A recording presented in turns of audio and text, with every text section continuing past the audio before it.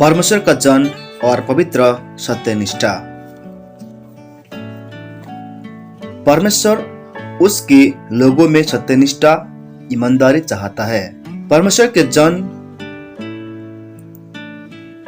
को पवित्र सत्यनिष्ठा के लिए पहचाना जाना चाहिए।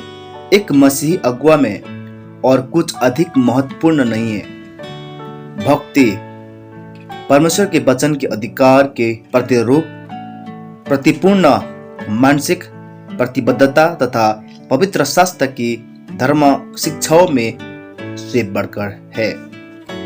हमें उस मानसिक प्रतिबद्धता की आवश्यकता है, किंतु वो पर्याप्त नहीं है। भक्ति आनंद व प्रेम के मनोवेगों से भी बढ़कर है। जब हम परमेश्वर की महानता, भलाई और विश्वासयोग्यता के, यीशु के प्रेम के और आत्मा की सामर्थ्य के गीत का या कोरस गाते हैं। हमें कलवरी के द्वारा प्रेरित किए जाने, उभारे जाने की आवश्यकता है, जब तक कि हमारे हृदय और आंखें आंसू से न भर जाए। किंतु भक्ति मनोवेगों के पवित्रतम से भी बढ़कर है। भक्ति में इच्छा की एक वचनबद्धता सम्मिलित है, जो धार्मिक व्यवहार और पवित्र जीवन जीने में परिमाणित होती है। आंख को साफ और अच्छी होना चाहिए, इससे पूर्व कि देह ज्योति से भर जाए। मत्ती 6:22। हृदय को शुद्ध होना चाहिए, इससे पूर्व कि मनोभाव, विचार और शब्द सुसंगत रूप से शुद्ध हो। बाइबल के अनुसार वो विश्वास जो हमें बचाता, उद्धार देता है, पवित्र भी करता है। मसीहा के साथ व्यक्तिगत वचनबद्धता आत्मा के अंतर्वास को ले आता है और आत्मा का फल अपनी संपूर्णता में मसीहा सदृश्यता ले आता है। आत्मा संपूर्ण जीवन में मसीहा की प्रभुत्व को लागू करता है। इसके पूर्ण नीतिपरक तात्पर्य के साथ जीवन की मसीही पवित्रता का कोई विकल्प नहीं है। परमेश्वर के जन का चरित्र पवित्र मनोभावों और पवित्र कार्यों में प्रकट होता है। जब तक कि पवित्र शब्द एक पवित्र हृदय से न आए, वे सामर्थ्यहीन है। और जब तक पवित्रता एक पूर्ण सत्यनिष्ठा ईमानदारी में परिमाणित नहीं होती, यह एक नकली पवित्रता है। परमेश्वर का ऐसा कोई जन नहीं हो सकता जो सत्यनिष्ठा के विषय में लापरवाह हो। जब तक जीवन के क्रियाकलाप और जीने का ढंग धार्मिक तथा पवित्र नहीं है, हम जानते हैं कि हृदय पवित्र नहीं है। और जब तक पवित्र हृदय न हो, व्यक्ति परमेश्वर का जन नहीं है। एकमात्र सच्ची पवित्रता वो है जो अनुरूप ढंग से पवित्र जीवन जीने में प्रकट होती है। हमें उसके अन्य पवित्रता और धार्मिकता से जीवन भर निडर रहकर उसकी सेवा करते रहना है। जीवन की पवित्रता का ये मापदंड हमारे लिए असंभव नहीं है, क्योंकि जब पवित्र आत्मा हमें भर देता है, वह हम ईश्वरीय रूप से योग्य बनाए जाने के द्वारा परमेश्वर की पवित्रता की सदृश्यता में बदलाता है।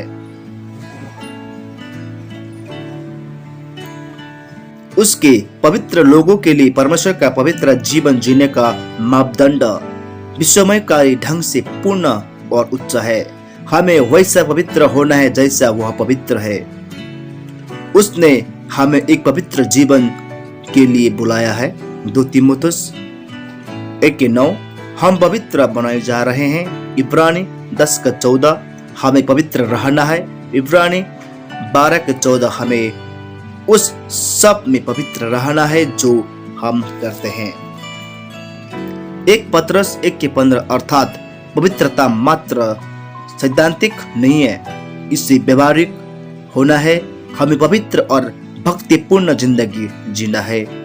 केवल ऐसी पवित्रता के साथ हम सदैव निंदा के परे जी सकते हैं। 1 तीमुथियुस 3:2। क्योंकि एक मसीह अगुवे को परमेश्वर का भंडारी होने के कारण निर्दोष होना चाहिए।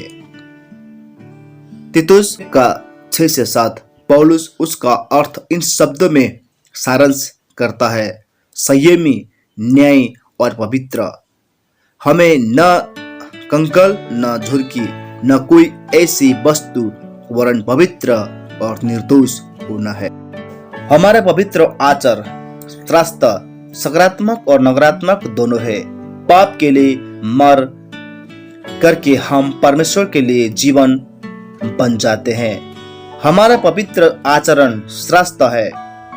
पाप और संसार के लिए मृतकता हृदय और जीवन में एक नकारात्मक नीतिपरक अलगाव। यह मसीह के प्रति और मसीह में जीवन भी है। यह भक्ति, धार्मिकता, जीवन की पवित्रता व सकारात्मक आचार शास्त्र है। हम अपने शरीरों को और इस तरह हमारे संपूर्ण जीव को परमेश्वर के लिए एक जीवित बलिदान के रूप में पवित्र और उसकी दृष्टि में भापता हुआ भेंट करते हैं। हम अपने अंगों को पाप को भेंट करने से इनकार करते हैं। रोमी 6:13। और हम जानबूझकर स्वयं को स्वेच्छा से और सकारात्मक रूप से पवित्रता के आचार शास्त्र के लिए परमेश्वर को भेंट करते हैं।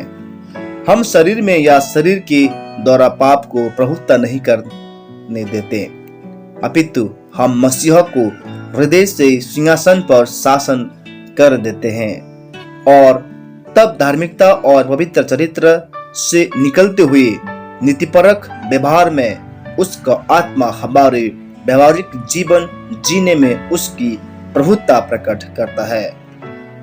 यह हमें सभी लोगों की दृष्टि में पवित्र सत्यनिष्ठा बनाए रखने के लिए निरंतर चिंतित बनाता है। जो बातें सब लोगों के निकट भली है उनकी चिंता किया करो। जो बातें केवल प्रभु ही के निकट नहीं परंतु मनुष्यों के निकट भी भली है हम उनकी चिंता करते हैं। बात में सत्यनिष्ठा, ईमानदारी। परमेश्वर के जन को अपने बात का व्यक्ति होना चाहिए। उसकी पवित्रता, प्रेम और ईमानदारी उसकी बोली कथनी में प्रमाणित होना चाहिए।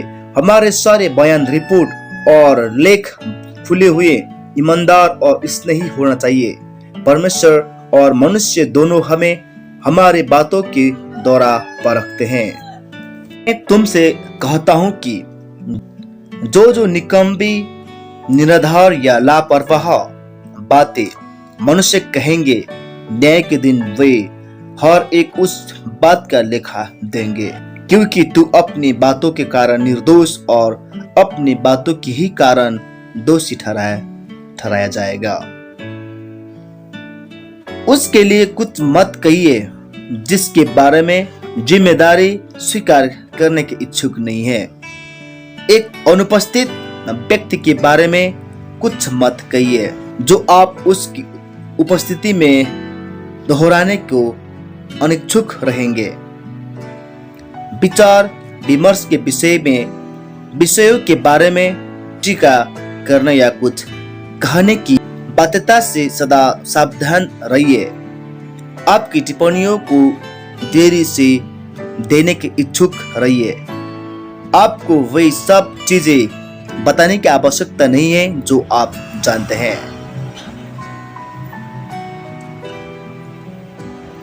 जब तक कि आपकी सूचना विचार विमर्श के लिए आवश्यकता न हो। जब आपकी टिप्पणियां आवश्यक हो बोलिए, जब वे लाभकारी नहीं रहेगी चुप रहिए। आपकी जितनी भी टिप्पणियों में संभव हो सकारात्मक रहिए। एक नकारात्मक व्यक्ति होने की ख्याति से बचिए।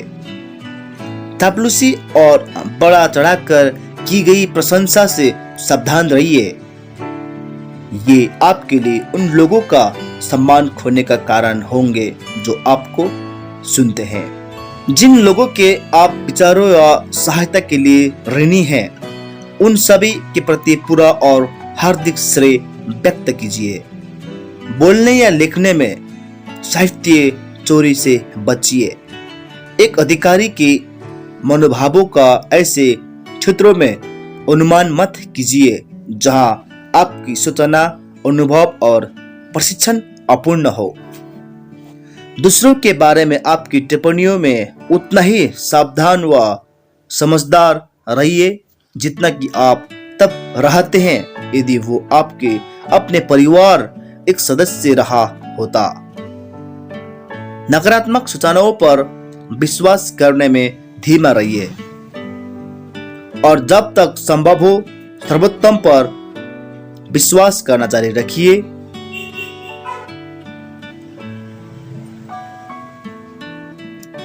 किसी साथी मसीही या एक मसीही अगुवे पर कोई आक्षेप या कलंक थोपने के प्रति विशेष रूप से सावधान रहिए।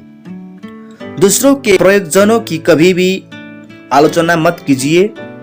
आप बिरले ही स्वयं को उनकी स्थिति में रह सकते और इस तरह उनके प्रयोजन का पूरी रीति से समझ सकते हैं। सदा संदेश का लाभ दीजिए।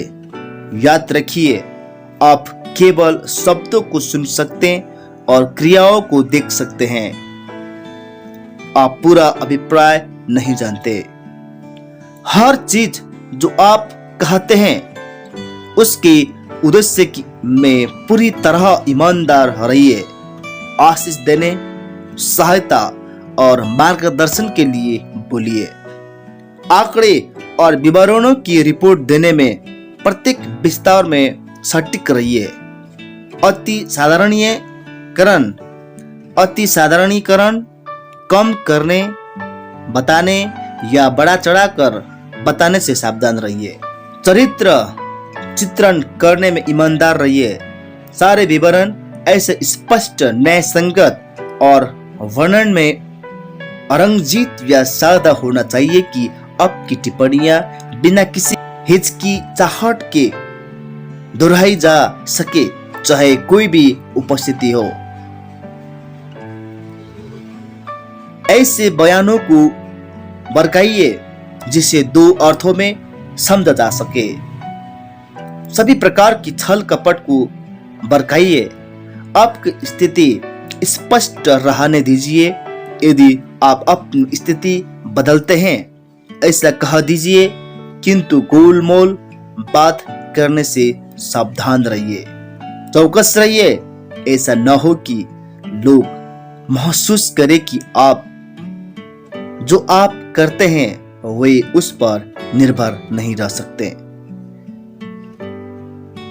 प्रतिदिन पवित्र आत्मा से कहिए कि आपका मार्गदर्शन करे या आपके बोलने में आपको नियंत्रण रखे। व्यक्तिगत आचरण शास्त्र में ईमानदारी। परमेश्वर के जन को उसके व्यक्तिगत आचरण शास्त्र में ऐसे ईमानदारी बनाए रखना चाहिए कि दूसरे सुरक्षित रूप से उसे अपना मार्गदर्शन बना सके। एक मसीही जीवन और सेवकाई क्या होना चाहिए, इसका मापदंड स्थापित करते हुए यीशु उसके चेलों के लिए निरंतर एक नमूना रख रहे थे। उसने इसे अपने आचरण व्यवहार द्वारा फिलिपी 2:5 और अपनी क्रियाओं द्वारा यूहन्ना 13:15, 1 पतरस 2:21 उदाहरण देकर समझाया। पौलुस एक उदाहरण प्रस्तुत करते हैं, प्रस्तुत करने में विवेकी था, जिसका उसके द्वारा मन परिवर्तनों को वह सिफारिश कर सका। क्योंकि आप जानते हो किसी रीति से हमारी सी चाल चलना चाहिए, 2 थिस्सलुनीकी 3:7, इसलिए कि अपने आप को तुम्हारे लिए आदर्श ठहराए कि तुम हमारी सी चाल चलो, 2 थिस्सलुनीकी 3:9। सुसमाचार के द्वारा मैं तुम्हारा पिता हुआ, इसीलिए मैं तुमसे विनती करता हूँ कि मेरी सी चाल चलो, 1 कोरिन्थी 4:15-16। एक मसीही अगुवा के नाते आप परमेश्वर के लोगों के लिए आदर्श भूमिका होने के लिए जिम्मेदार है। आपका कोई शब्द, कोई मुद्रा या व्यवहार, कोई क्रिया आपके लोगों के अयोग्य नहीं होना चाहिए कि वे अनुकरण और अनुसरण करें, चाहे हम पात्रता रखते हैं या नहीं। हम हमारे संगी साथी और हमारे बच्चे चिन्हित लोग हैं। जनसाधारण जितना स्वयं के लिए रखते हैं उसकी तुलना में हमारे लिए उच्चतर मापदंड रखते हैं। हमारे जीवन मसीह का सम्मान कर सकते हैं और शक्तिशाली संदेश बन सकते हैं केवल जब हम पवित्र सत्य निष्ठा में जीते हैं, जो मसीह को सदा प्रतिबिंबित करती है और सदा दूसरों को उसकी ओर संकेत करती है। हमारी व्यक्तिगत आचरण शास्त्र का लक्ष्य मसीह सदृशता होना अवश्य है। पवित्र आत्मा को हमें अवश्य ही निरंतर मार्गदर्शन करना चाहिए ताकि हमारी सत्यनिष्ठा, ईमानदारी निंदा से परे हो और ताकि हमारे जीवन सुसमाचार की सिफारिश करते हो। मैं केवल कुछ उदाहरण देता हूँ। नंबर 1, अपनी सभी व्यक्तिगत क्रियाकलापों और अगुवापद के कर्तव्य कर्मों में निंदा से परे रहिए। आप परमेश्वर और कलीसिया का सदा प्रतिनिधित्व करते हैं। आप जहां कहीं भी हो एक चिन्हित व्यक्ति हैं। आपकी प्राथमिक वचनबद्धता मसीह के प्रति और आपकी सेवा के संबंधित जिम्मेदारियों के प्रति है। नंबर 2, प्रत्येक नीति विषयक निर्णय में पवित्र शास्त्र को आपके व्यवहार का मापदंड बनाइए। यदि कोई स्पष्ट पवित्र शास्त्रीय बयान आपका मार्गदर्शन करने के लिए नहीं है, अपने निर्णय को परमेश्वर के वचन के सामान्य भाव पर आधारित कीजिए। आप सदैव ये प्रश्न पूछ सकते हैं, यीशु क्या करता? करने के लिए मसीही चीज कौन सी है? नंबर 3, आपकी अगुवापद की भूमिका में जो उचित है और विशाल आत्मिक व भौतिक आवश्यकता के एक संसार में एक मसीही होने के नाते आपके लिए क्या उचित है के मध्य आपकी बोली, पोशाक, शौक और जीवन शैली का संतुलन रखिए। नंबर 4, अपने व्यक्तित्व में और घर में स्वच्छता,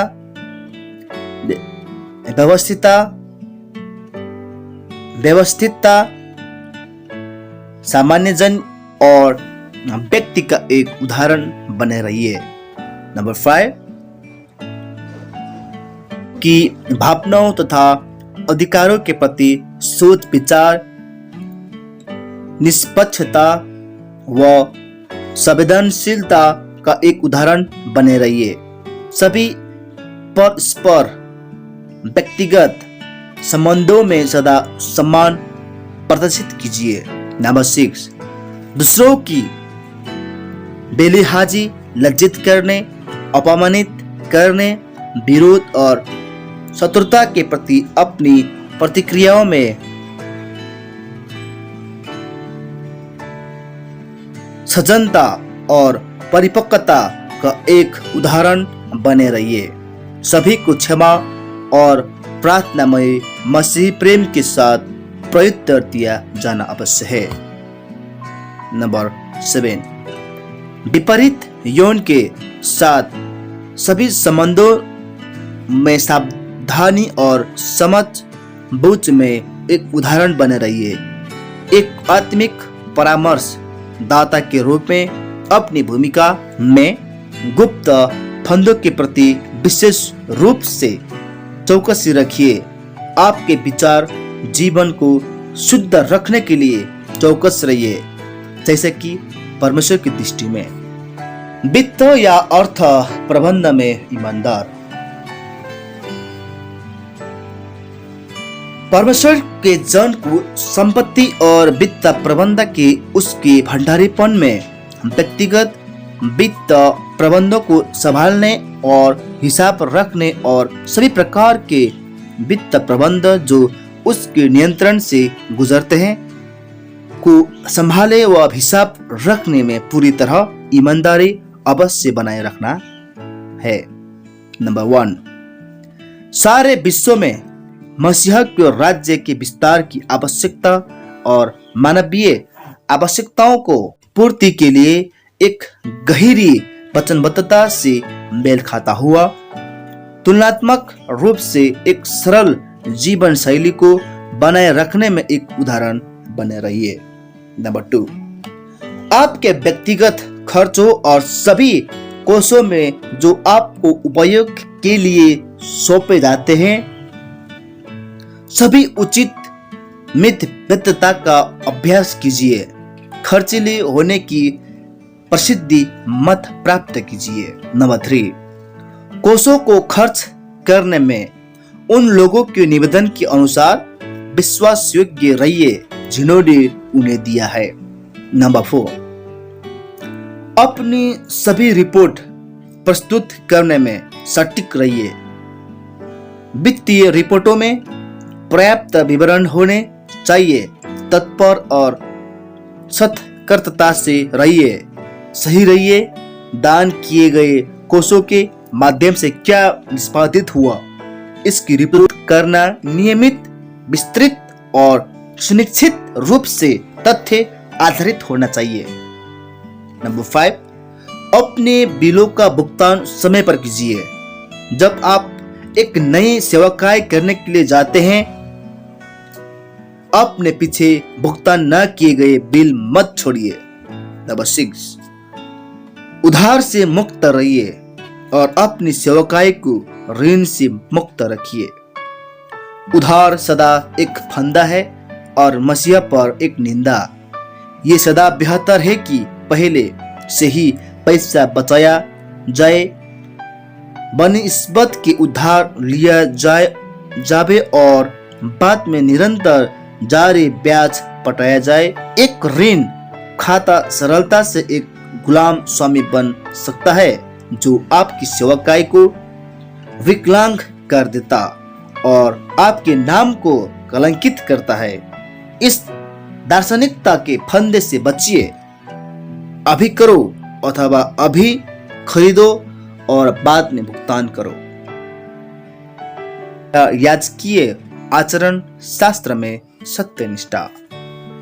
परमेश्वर के एक जन को उसकी सेवाकार्य अगुवापद के सभी पहलुओं में ईमानदारी का उच्चतम स्तर अवश्य बनाए रखना है। सेवाकार्य के पास प्रत्येक पैसे के समान इसकी आचरण शास्त्र की नियमावली है और मसीही कार्यकर्ताओं को उनके परस्पर संबंधों तथा साथ ही उनके काम में उच्चतम आचरण शास्त्र को निरंतर प्रकट करने की आवश्यकता है। नंबर 1, अपने कर्तव्य कर्मों में किसी अन्य पेशेवर व्यक्ति की तुलना में जो उससे होने की अपेक्षा की जा सकती है अधिक सज्जन व दयालु और अधिक पेशेवर रखिए।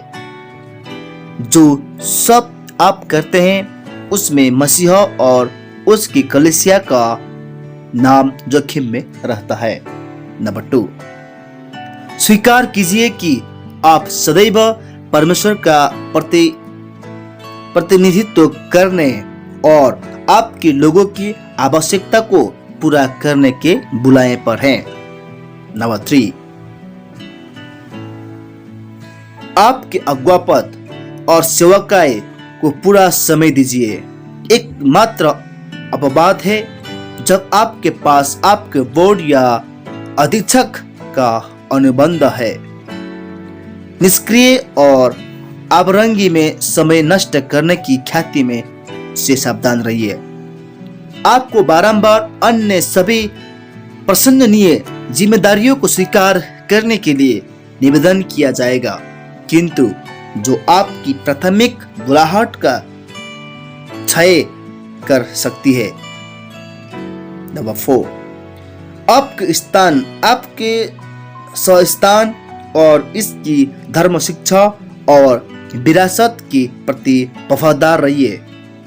आपकी मूल वचनबद्धता से आपकी ओर से कोई भी विचलन की सूचना चर्च को या समूह को दी जाना चाहिए।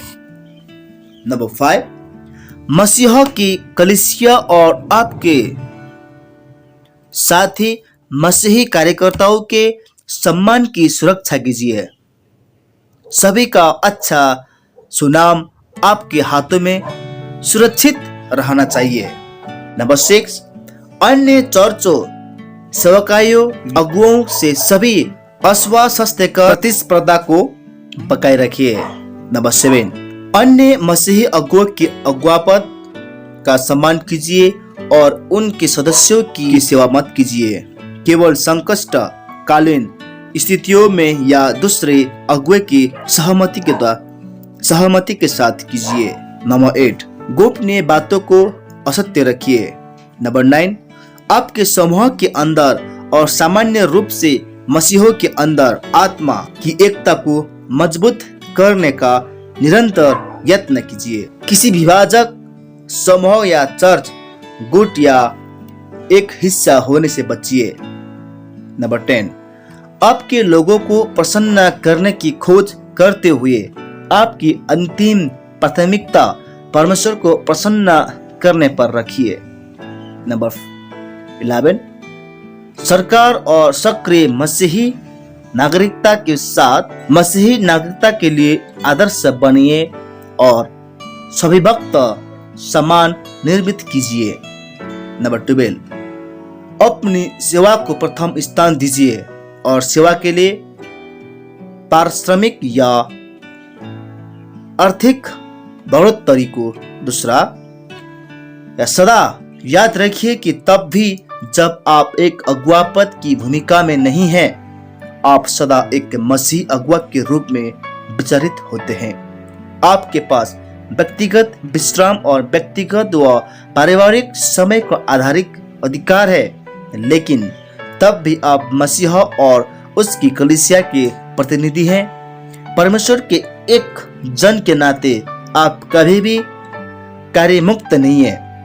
सब जो आप करते हैं और जहां कहीं भी आप जाते हैं, आपकी सत्य निष्ठा ईमानदारी बनाए रखिए। तब परमेश्वर की मुहर आप पर ठहरी रहना जारी रह सकती है और उसकी सामर्थ्य आपको ढांपना जारी रह सकती है। आमीन।